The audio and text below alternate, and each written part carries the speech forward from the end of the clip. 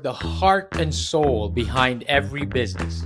Stories. Welcome to Business Story of the Week, hosted by me, Joshua Laurie. From setbacks to comebacks, from tragedies to triumphs, we inspire entrepreneurs through conversations that matter. Witness the magic that turns dreams into reality.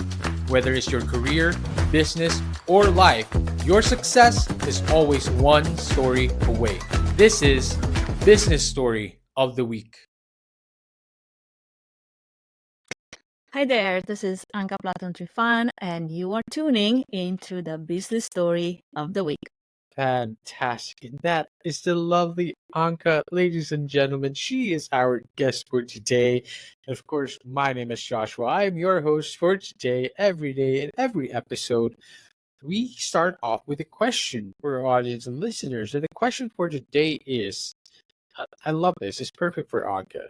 How is technology reshaping the way we engage with audiences, with events and audiences and everything else? How is that reshaping that? Well, Anca is a perfect guest to answer that question. Anca Platon Tree Fan is the CEO of Tree Fan Events and hosts of the Events Demystified podcast.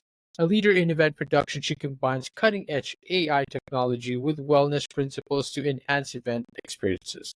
Anka's innovative hashtag Fit for Events framework integrates futuristic AV production, empowered teams, and thriving audiences. She is also a natural bodybuilding competitor and advocates for women in tech and event production. His work has earned her numerous industry accolades, including 2023 Smart Women in Meetings Award. And today, Anca is going to be sharing her insights, her experience, and her story with us. Anca, thank you for coming on the show. How are you doing?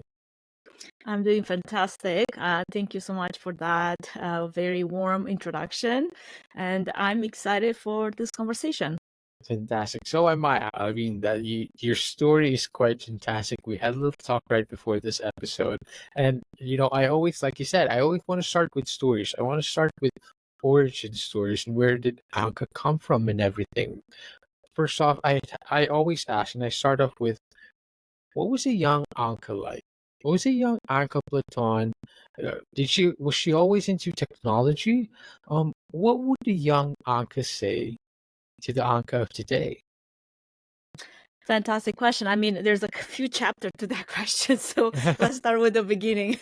Young Anka was very much into technology. I remember I was probably, I think, third or fourth grade when I got my hands on my first computer. And this is one of those, old school MS-DOS, big, chunky, window computers. I didn't have an Apple. I was back in Romania, so we didn't have access to Apple devices. That was very expensive. But we had access to computer parts. And I built my first computer in fifth grade just from parts. And it was super fun for me to just get my hands dirty and just figure things out. And I think a huge part of that is my dad. I've always kind of been his shadow, and I consider myself more of a tomboy. I did what he did. I would help outside. I would never be found in the house. Like my mom would rely on my sister for anything that was like related to housework. I was like my dad's right hand. So I caught on to, and he was a electrician, and he did a lot of work with his hands, where he fixed things from things in the house, broken radios, broken TVs, to his car, like everything that could be fixed. We recycled a lot, right? I mean, we're talking about a generation where you couldn't just go buy things and replace them like we do now. You would spend time to save parts and replace them and figure out how to do that. We don't have YouTube tutorials. We don't have manuals, none of that. You just figure things out. And then in the process, maybe you created something new. So that was kind of my journey. I learned how to fix computers. I built my first computer in fifth grade, and I kept upgrading that computer over and over and over again. And I had a blessing of being into a computer science forward a school where we were encouraged to do that. And I had many classmates that was kind of like our hobby, like our, after school activities. Like we would get together, we would swap parts, we would exchange ideas, and it was a communal learning experience. So that was kind of like what set me onto this path to kind of be a little different than what girls my age would do. So growing up and dreaming of what I could be or wanted to be, I feel like that part has never realized, in the sense that I always also had this creative side to me, and I dreamt of becoming an architect that was doing technical drawings, but I would allow my creativity to seep into those creations to create these fantastical buildings and amazing living spaces. I never got to be an architect, but I feel like, looking back throughout my entire life, like I can tell that part of my brain that is technical is very much technical, but I also have a huge part of my brain that's very creative. So I tend to embed those two together no matter what I do. So I think I was 12 when I came across this postcard of the Statue of the Liberty.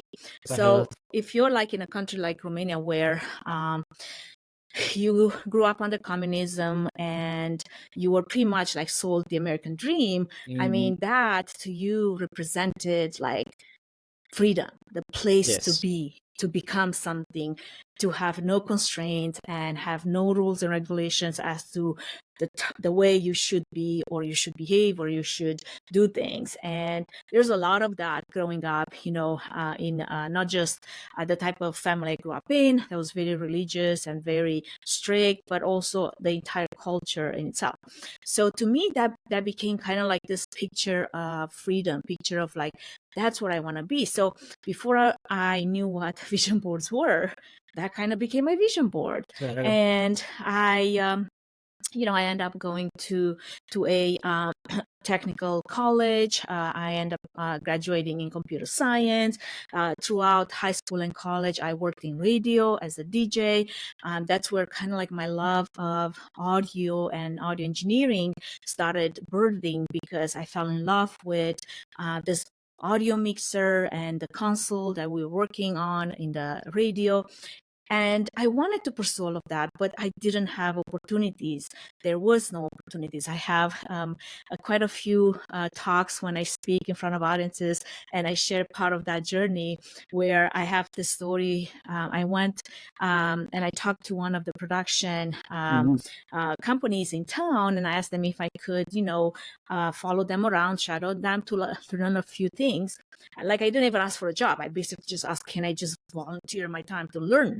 And they looked at me like I was from another planet and said, don't you have anything else to do? Like, I don't know, like, go get married, like all the other girls. Like, what are you doing here? Like, they looked at me like I was some kind of unicorn, And that's kind of like the attitude that existed at the time, and it kind of still is, because audiovisual productions is not a world where a lot of women tend to gravitate towards.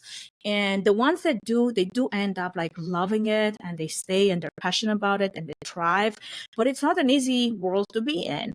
But that's what I wanted. So that kind of set me onto this path to pursue this dream of getting to US. And, after working through high school, college, saving money, buying a one-way ticket to US, I ended up landing in US. Now, the funny story to that is this postcard of the Statue of Liberty, right? That I have been staring at for years, So I ended up like landing in New York, and like sort of like seeing the Statue of Liberty as I'm like flying into, what's the airport, like Guardia, I believe. And and that is the only time 22 years later that I saw the Statue of Liberty. Wow.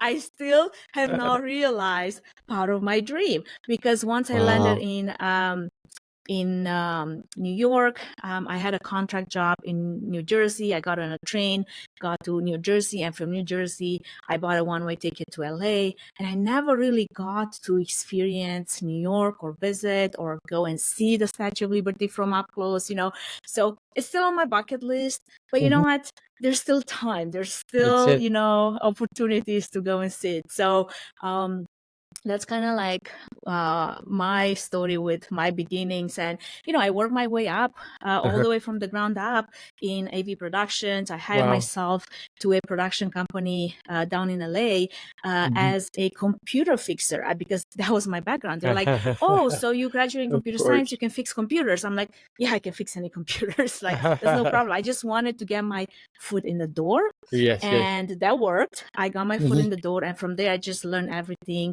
hands-on from the ground up to the point to where I became a lead audio engineer. I did a lot of shows. I mixed sound, for A-listers and Lincoln Park, and I have a picture of a show where I did mix for Lil Jon and Snoop Dogg and even Michael Jackson. He had like this cameo appearance for one of the fashion designers we were working with at the time for this crazy party that we threw, for him for his 50th birthday. So lots of experiences during that time, and also a lot of long working hours and burnout came out of that. And eventually in time, after about 7 years of like just working nonstop, no break, no days off, I decided that I needed to move out of that. It wasn't good for my mental health. It wasn't good for just thriving anymore, because I was working myself into the ground. I barely had any social life at that point, and I moved into corporate events. But I moved into Portland, Oregon, where most of those nonprofits, corporate events were thriving. And that's when I decided to start a family. And years gone by, at one point I said, you know what, I've been doing so much good work for all of these people, for all these production companies. Why is it I'm not doing this for myself? Because I'm very driven. I don't need anyone to tell me what to do. You put me into a place, I can figure things out, and I can go above and beyond of everything that I'm being asked to. So I'm like, I don't need someone to like boss me around. Like, I can boss myself around left and right. And to the last I checked, I am also the worst boss I ever had. So I decided to start my own agency and just do that for myself and never look back ever since. I mean, like you said, Anka, there's a lot of unrealized dreams that you are still realizing to this day. But I think it's because you're a dream chaser. You dream, you have goals, and in your mind, I want to get this done. I'll get it done, and you went there, you went for it, you took it, and now today, I love that we laid out that story, because it's very important that we lay that out so we can start talking about what you're actually doing today. And Anka, you are doing, of course, 3 fan events. I love it, by the way, because if it's a wordplay to your surname. But also, Anka, part of the dreams that you chased was fitness. You were also a bodybuilder. And what I want to ask now is, I want to draw parallels. Can you give to us real quick parallels on your experience in fitness and what you did in fitness, and how do you take some of that experience there into event management today? Does any of those intersect, and how did it shape your approach to tech leadership in the industry? Absolutely. That's a great question. And I love to talk about that. Actually, a lot of the content that I create on LinkedIn is very much, or even for my podcast, is very much gravitates around this parallel between mental and physical fitness and leadership and running a business and the resilience and the consistency and the determination that you must build in order to thrive when you're a entrepreneur. And for me, I think my journey into fitness has always been there. It's just that I haven't always known how to do it in a manner that provides progress and results. And I feel like a lot of people fall into this category. Right. They are mindful about their fitness, they're mindful about their well-being, they go to the gym, they do the things, but they kind of like do the same thing again and again, they see no results. And that's okay as long as you do something, right? Like Yes, of course. I totally understand that like something is better than nothing. So I was on that, very much wheel for many years. I was partaking in Spartan races. I was just doing different things, triathlons, anything that was physical. I'm very much for it. But I think it wasn't until COVID where I started putting a lot of intentionality behind a lot of my workouts, because I needed to. I was forced, sort of like between a hard, what's that saying? Between a rock and a hard place. A rock and a hard place. And the only way I knew how to fix myself as a fixer that I am is to work on the things that I can control. And the only things I could control at the time was myself, my mental state, and my physical state. Of course. And I would go into the gym and just like do the hard work day in and day out, while my mind was free to process a lot of the things that I was going through, a lot of the emotions, a lot of the things that COVID brought onto a lot of us, right? And but as I was doing it, I started also putting a strategy behind all of those workouts, because before I was just going to go to the gym, jump from this machine to that machine to that machine, do that for about 30 minutes, go a little bit on the treadmill, do a little bit more jumping around, and be like, I'm done. I had a great workout. But it's like, there's absolutely no progress. There's no progress overload. There's like no results. Just keep doing the same thing because you're like, I don't know what else to do, right? Exactly. I started tracking my workouts. I started tracking my nutrition, my macros, and I kind of turned it into this project. I became the project. And lo and behold, a few months in, I'm getting approached by a trainer, and it's like looking at me, and it's like, hey, you'll be making a lot of progress. It was a small gym, and very much very focused on the bodybuilding journey. And they're like, hey, would you, be interested in competing? And I'm like, no. Who in their right mind would show themselves in a skimpy bikini in front of strangers to get judged? No, I'm good. But the seed was planted, and it took me out of my comfort zone so much. And I was like, well, if I can do that, what else could I do? So not only did it start to build my confidence, but it also started working on my discipline and working on my consistency beyond anything that I've been ever able to do. And during those months, and during those, long months where you don't see any results, I started creating those parallels where the same way in business, you're building towards something, right? But you don't really see the results. You're like putting in the time day in, day out. And sometimes you're just like, I don't even know if this works. I don't even know if I'm doing anything. I don't even know if like there's any point to this, right? But then when in bodybuilding, you go through this building, bulking stage, when it's time to get close to a competition and it's time to start your prep, and usually that starts about 12 weeks out, and that's when you start shedding some of that fat that was put on in the process with the building blocks for muscle. That's when you start realizing, my gosh, all this work that I put in, I can now see the results. You start looking shredded. You start seeing your abs. You start seeing, definition, and you're like, oh my gosh. So same way in business, like you've been putting in all that time, and only later you start to realize, like sometimes you don't even know when that crossover happens, where you're in the prep stages and you start seeing all that hard work paid off. And talk about challenges that we all have to solve in business, the same way like when I'm under the barbell, or I'm leg pressing 650 pounds, and I'm, deadlifting, 250 pounds.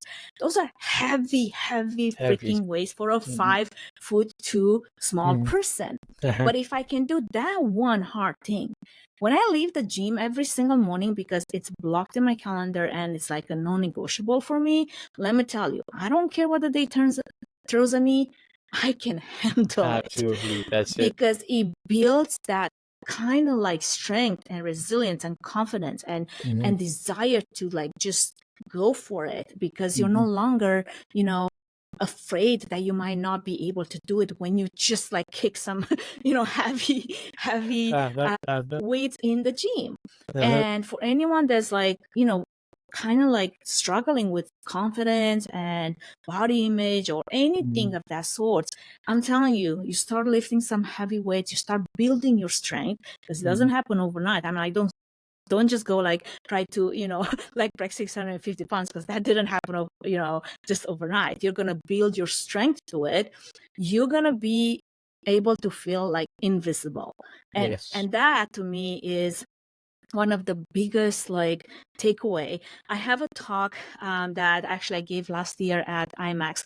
IMAX is a huge trade show and conference for media professionals, and I'll be there next month as well, giving two other talks. But one of those talks is called "Powerlifting Your Way to Success." So I basically it's a 30-minute parallel between the bodybuilder's journey and the entrepreneur's journey, and it goes through phases and with takeaways and everything. And I just talk about progressive overload. I talk about the importance of teams, like the same way how you have a spotter in the gym. I talk about the importance of nutrition and tracking, and keeping to your goals, and having a starting point and something to look forward to build that plan towards a future 5-year plan, 10-year plan, whatever that might be, right? Like all of that is kind of like comes out of this experience that has taken me through not only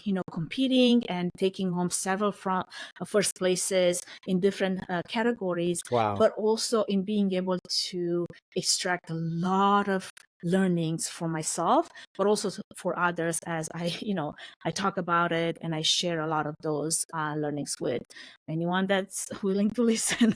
Of course. And then this is exactly what you do today. I mean, you mentioned that you do talk about this in your podcast. You always relate it to your training regimen, your fitness regimen, and now a lot of that values and your experience, you take it down to events. Resilience is very important in events, because events, wow, it's gonna throw you a lot of challenges you're not ready for.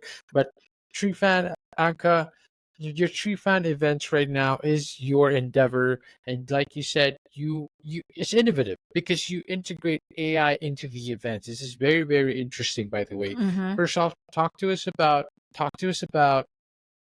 how you are doing that exactly. How are you integrating AI into events today? That's a great question. So, what was it? October 2022, when OpenAI came on the market with ChatGPT, their first version of an LLM.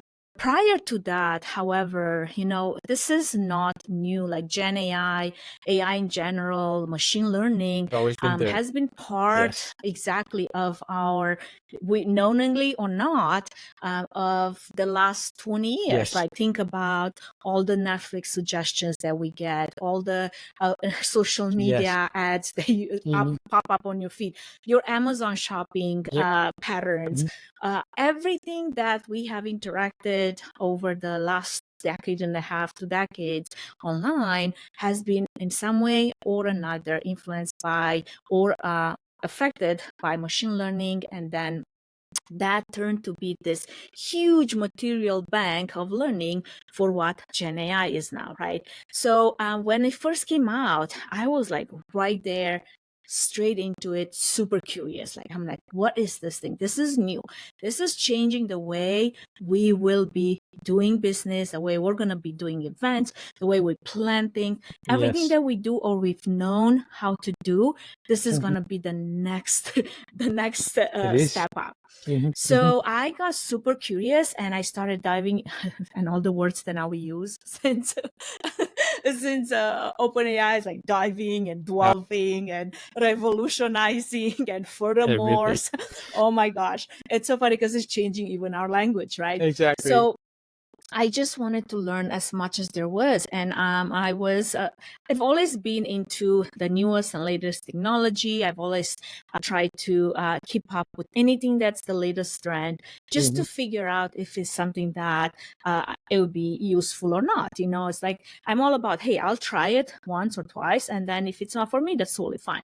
But this I knew was going to stay. So that's when I started to get a little bit more serious about ways in which not only will I implement it. At first, actually, I was more interested to implement it in business operations, in my workflows, in the way I do things, so I can gain some valuable time back, because there's a lot of mundane tasks that sure I can assign to a lot of, you know, assistants and VAs and whatnot. Of course. But I'm like, there's a lot of also, I am a content creator, so I constantly create content. There's this production workflow that I was spending so much time on with my podcast and everything that I was doing for my clients, not just for myself, because I also produce other people's podcasts. And I was like, this is a lot of work. I have this team doing a lot of work. If there's a way for us to create this workflow that can be automated in some fashion, some sort, I'm all for it. So that was kind of like my biggest interest. How can I implement that into my business? So like part of the AI implementation that we do under the Three Fun Events umbrella is not just providing education and providing a strategy for events on how to do at event scale, but also to the small business owner. That's kind of like a big client that turned out to be a market for us, because we would take our example and our workflows and what worked for us and what didn't, and then provide that as a framework for another business owner for their operations. And obviously, we would custom that to their needs and specifically to what their operations are and their workflows.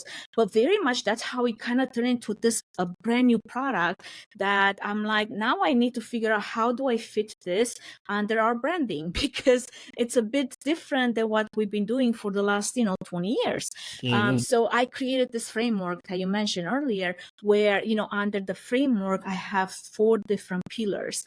And then I can integrate different things on for each pillar. Like we still work under the AV production. We still do production for events in person, virtually, as well as hybrid.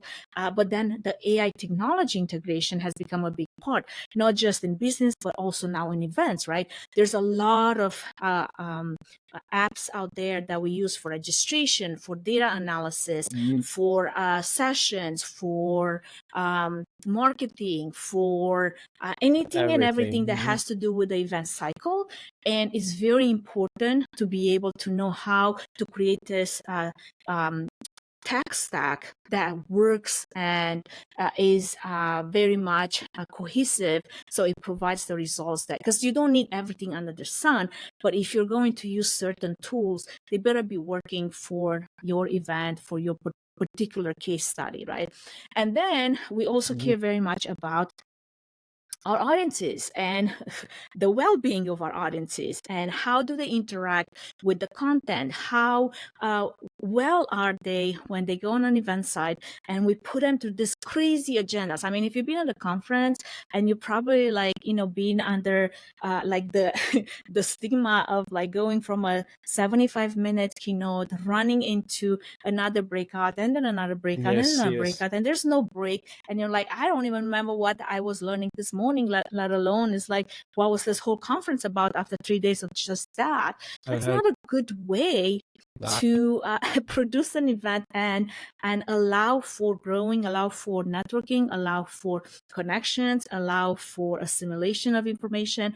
So that's another reason why that's very important for us to look at the event as a holistic way to incorporate the mental and physical fitness that I talk about. That is just something that it kind of permeates into our agendas, into our sessions, into our breakouts, into our breaks, into our nutrition, and all of that. And then we're looking at the behind the scene things, because most people, they're just going to look at the audience and say, yeah, we want to make them happy because that's who the event is for. But then they forget that there's like an army of people behind the scenes that work around the clock to make that event happen. Without those people, without them being healthy and taken care of, Mhm. you don't have an event. And I don't care who you Absolutely. are, but Mhm. you're not going to have an event. Mhm. So we also have to take care of our people and our teams behind the scenes to make sure that they try to make sure that they're healthy. I mean, I've been on events and I've worked hands-on, Mhm. mixing audio, mixing video, show calling, Mhm. stage managing, doing basically lots of positions in AV productions, most of them, if not all of them, throughout my entire, career. And I've worked 18-hour days. I mean, the moment you set foot in that venue to set up to the moment you strike and leave, it can be like Yes. an 18-hour day. That's a Mhm. very long time. And many times I wouldn't even have time for a break or a lunch or anything. I'd be like snacking out of my bag the whole time while I'm there because I got to be on and I got to operate and there's no breaks. Because while some people would think, oh, yeah, but there's breaks between sessions. Well, guess what? While you're going on a break, the AV team is going to be running rehearsals for the next session or be going through their slides and their cues and their run of show to make sure that the next session, the next presenter is set and ready to go. And all of that just constantly happens without stop, unless we're intentional about creating those breaks so everybody has a moment Wow. to, Absolutely rest and start important. again. Absolutely important. And this is something that you experienced early on. Like you said, you had to change. You had to change something in your life. You were experiencing burnout. And today you are leading women. You're leading women into the industry, into, the tech industry, giving them a voice. Anka, as we begin wrapping this up, I wanted to ask real quick. Now, of course, the website is treefanevents.com, by the way, for our audience and listeners out there. How are you now? What would be one quick advice, by the way, that you're going to give to women who are in the tech industry, in the AI industry? One quick advice that you would love to give them and leave behind to our audience and listeners today? To just get into it and don't be afraid to um, ask and ask for advice, ask for mentorship, ask anybody that has walked that line, that position, has been in that place longer than you. People in the event industry are also very generous, Right. sharing their experiences, sharing some of their learnings. I have this whole series on my podcast at this moment. It's called Event About It. And all we do is share stories, war stories Yes. from behind the scenes, from boots on the ground on events, right? Mhm. So through those learnings, you actually get to learn things that you might not have learned or unless you're in that situation, so that if you were to get in that situation, you're prepared. Same Yes. goes with younger women, especially as they get themselves into positions in technical roles. And there's still a long ways for us to go. Of There's still course. a lot of biases. There's still um, a lot of discrimination happening, even though not in your face, but it's very pervasive. Mhm. And a lot of women many times feel like there's not enough opportunities for them in those places and those spaces because the way the industry works. And the reality is a lot of behind the scenes positions, they will be filled by tech guys, because guys work with guys and they forget Yes. to call in Mhm. the lady friend that also does a really, really good job, because they just happen to like in the places they hang, the way they talk, all of that. I've got stories for days on my Absolutely. podcast. I have an entire season dedicated to Mhm. women behind the scenes, where I got to interview a lot of women and talk very raw about some of the challenges that still exist in our industry, to the point where actually I've actually lost some partners and some Wow. clients over it, Mhm. because people don't want to talk about the hard stuff. They don't want to talk Yes. about the ugly things. They don't want to talk about, Mhm. oh, that's still a problem. Because if you're a guy and that never happened to you, you'd be like, that never happened to me. I'm like, duh, because you're a Uh-huh. guy. Uh-huh. Uh-huh. Like literally, I would be on a show And I would be on comm. And if you don't know what a comm is, basically this is a communication that happens, like a close communication channel for Mhm. all the behind the scenes techs, and so they can stay in touch, so they can follow cues and be able to communicate with each other no matter where they might be in a room, especially if this is a large space, a large conference. And like I would hear guys talk on the comm about Mhm. parts of my body that you shouldn't Oh, be talking wow, come about, on. like Crazy. straight up, like Mhm. because they thought I'm not on the channel. There's like Unbelievable. those little things that still happen, but nobody wants to talk about. So Unbelievable. just being open about it and advocating for yourself, and also bringing allies into conversations, especially if those are some hard conversations to be had. If there's things where you might need to stand up for yourself, but don't go in there alone. Like, bring someone to support you, bring friends and allies that can be there to be your advocates if you might not, if you're afraid to be the voice for yourself. Because I had to raise my voice many times over to just be able to talk and just say things as Yeah. they are, right? Mhm. So yeah, there's a lot of that. And I get to talk with a lot of the younger ladies that come into the industry, and they're very passionate and they want to stay and they Mhm. want to be here and try. But many times they're just like, they're walked away from this Yeah. because they just can't put up with all the stuff that there is. And not Mhm. everybody is as stubborn and as resilient as I am, Mhm. to be able to just put up with the hard. And I get that. I also believe that we're going the right direction. I think a lot of change has happened, and I think there's a lot of hope for the new generation coming into our industry. And I see that even in the AV production companies and partners that I work with that were just straight up male only.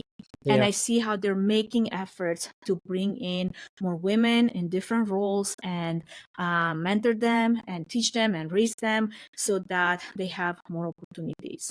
I love that. I love that there is an awareness and there are some changes that we are seeing. And of course, one of those changes is being brought on by you, because you are one of those voices in that industry that is leading women and giving them courage. Again, the website is streetfanevents.com.